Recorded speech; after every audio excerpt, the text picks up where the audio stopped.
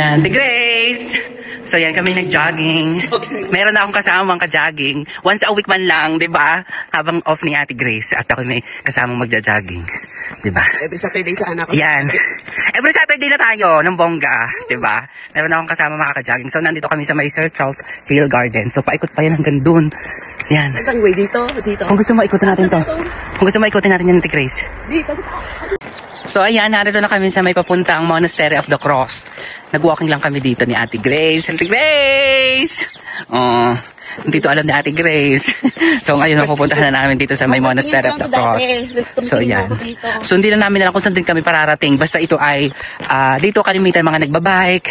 Yan. So, masarap mag-ukyat sa puno ng day 8. Ano pala ito? Olive.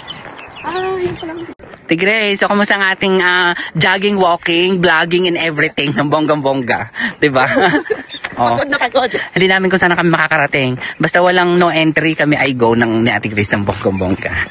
So ayan, nagja-jogging sila. Marami kami. Kami jogging, walking, and everything. Yan, sabay na tayo. Diba, no pag-jogging? Oh. Diba yung isa basa ng puwit?